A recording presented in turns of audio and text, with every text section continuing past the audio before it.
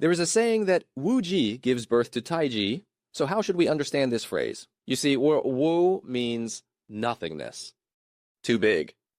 The extreme is change. The predecessor of Tai Ji is Wu Ji. You can understand it as before our world was born, the universe was in chaos. There was no distinction between black and white, nor between heaven and earth. Hence, Wu Ji gives birth to Tai Ji. How do we understand this? Actually, if you translate it into traditional Chinese characters, you can understand it. It means that the initial process of Wu Ji was extremely long. It went through an extremely long period of Wu Ji, which means there was no change. Later on, Tai Ji was born. Tai Ji means there was a great change, hence Wu Ji gives birth to Tai Ji. For example, there is a saying that goes, 10 years of hard study go unnoticed, but one day of fame is known throughout the world. In the process from kindergarten to university, no one knows you. And then what happens later? You might become the top scholar, get into the best university, and suddenly your life undergoes a dramatic change. This is actually the process from Wu Ji to Tai Ji. Anything we do in essence, such as any great enterprise, must go through a long period of Wu Ji before finally reaching the day of Tai Ji. It must have persisted for many, many years without any major changes, even experiencing failures every year, but finally, it reaches this day. For example, whether it's Tesla, Nvidia, or Huawei, these are large enterprises. If you've read about Musk's journey, you'll know how much he suffered, and how agonizing the process of Wu Ji was for him. Actually, it's the same when we study medicine. During your medical studies in the hospital, including other internships, if you want to become a nationally renowned doctor, you have to go through a very, very long period of Wu Ji. You start practicing from the simplest techniques and procedures, and you keep going. If you want to stand on the stage of the Olympics, you also have to go through a long period of Wu Ji. You might practice for a long time without any change, and after a year of hard work, you find that your skills are the same as last year. This is very normal. For anything, if you haven't gone through the initial phase of Wu Ji and quickly enter Tai Ji, what is easily gained will inevitably be easily lost.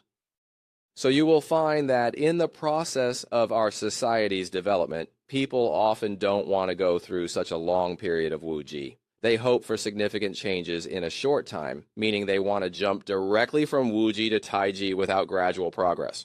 That's why lottery tickets sell so well. Everyone hopes to get rich overnight. Everyone hopes to become famous overnight. This is why the whole nation is crazily making short videos now, hoping to become famous overnight like some bloggers on short video platforms, becoming famous overnight by cutting hair or by selling products. However, you will find that sudden major changes actually do not align with the natural laws of development. So these traffic stars from live streaming, you'll find that they become popular for a while and then fade away. Then you'll notice that when we try to overtake, when we try to develop new energy sources, it ends up in chaos, with many just scamming subsidies and then running away. This is all because we don't want to go through the Wu Ji phase. We just want things to be fast. Therefore, Tai Chi tells us that only Wu Ji can give birth to Tai Chi. So, Tai Chi teaches us from two directions. One is that you must lay a solid foundation. During the Wu Ji phase, you need to find direction. Even though it seems unchanged during Wu Ji, it is constantly nurturing change.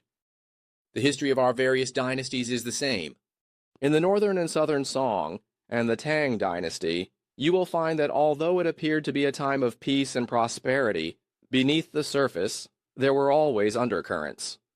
Suddenly one day there will be significant changes. It's the same when I went to learn about running a shop. For over 10 years, I couldn't find my direction. I was steering a ship, driving a car, without knowing where to go. I didn't know which skills would help me, so I was learning chaotically, truly chaotically. I would learn a bit here and there. When I was in Beijing, I learned cupping, gua sha, and even small needle knife courses. I tried to learn everything, but I couldn't absorb it because I had no direction. It was because I couldn't find an effective method to help my members, so I kept learning. I learned a lot, and it seemed disorganized. But the more I learned, the more I gradually found my direction. Suddenly, one day, after more than 10 years of exploration, learning, accumulation, and practice, you might achieve the effect of Tai Chi So whether you are learning to be a chef, a craftsman, a doctor, or running a business, fast is slow. Never think that you don't need the initial stage of nothingness, that you are smarter than others, and that you can seize a business opportunity and become successful instantly. If you see a business opportunity and think you can succeed instantly, others might not replicate it, but wealthier and larger conglomerates could directly invest money to overshadow you. Therefore, it is said that what is easily gained will be easily lost. The biggest commonality among everyone here is that when you work as a coach to help others, you attend some energy-boosting training, obtain coaching qualifications, then learn various training methods and work skills, and apply them to your clients. You start earning money faster and faster. Initially, you might have thought, when will I be able to earn $5,000 a month? But soon you find yourself earning $10,000. Therefore, you feel that you are well suited to be a coach.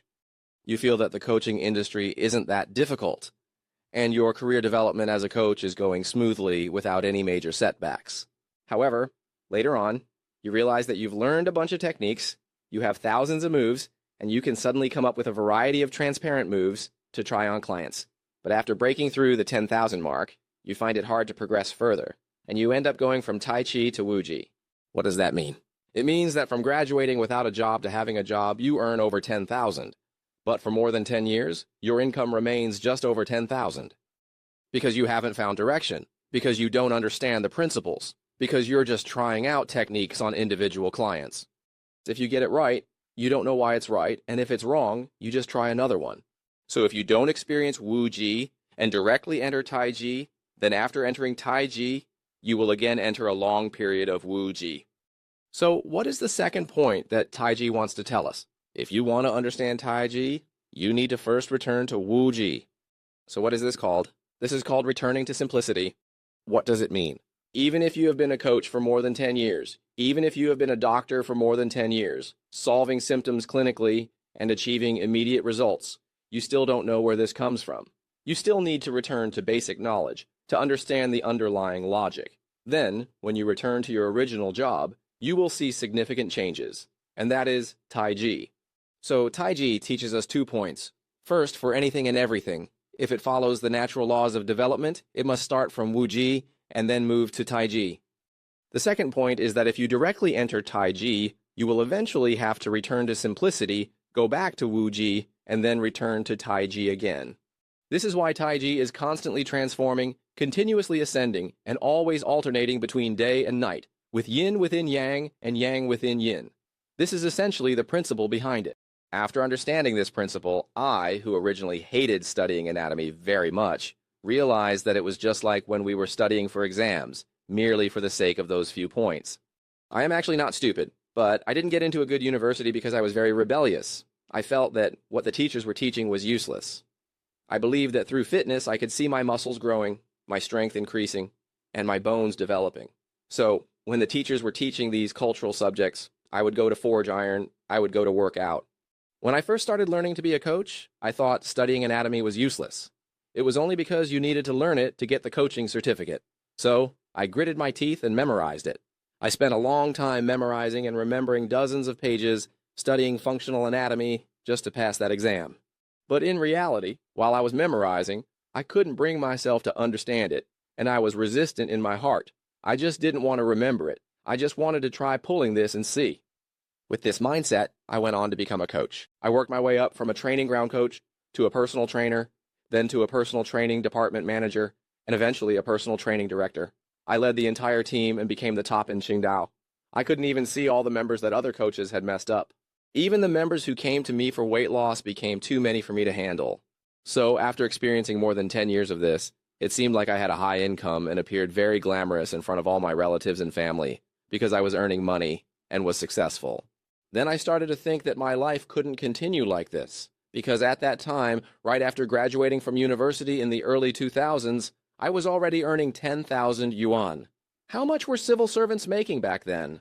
I made 3,000 yuan, while civil servants only made 2,000 to 3,000 yuan at that time. So, in the eyes of my relatives, I didn't just have an iron rice bowl, I had a golden rice bowl, as my income was much higher than theirs.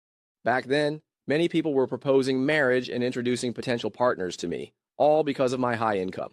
When I was in school, no one was interested in me. People at school used to say this kid was hopeless, with long hair and a simple mind, But now I've become successful. This is what my relatives told me. But ever since I became the head of the coaching department and then the manager, I was earning over $10,000 a month, which could be stable for many years. As my relatives said, it's incredibly impressive having my own ideas. Look at how much more money I make compared to workers. So this is the reality. However, it was because I directly entered Tai Chi that I later entered a long period of Wuji. Fortunately, later on, I hit the brakes in time. I couldn't keep accelerating. Life can't be like this, so I needed to return to Wuji. I went back to the training field in the north and started working as a coach again. I participated in all sorts of miscellaneous courses. Then I returned to Wuji, found my direction again, and only after finding my direction did I start anew, which made it possible to enter Tai Chi again. So through my own personal experiences, through the entrepreneurs around me that I've interacted with, and by observing the development process of society as a whole, as well as the operational patterns of the entire world, these are some insights I've gained, which I am sharing with everyone.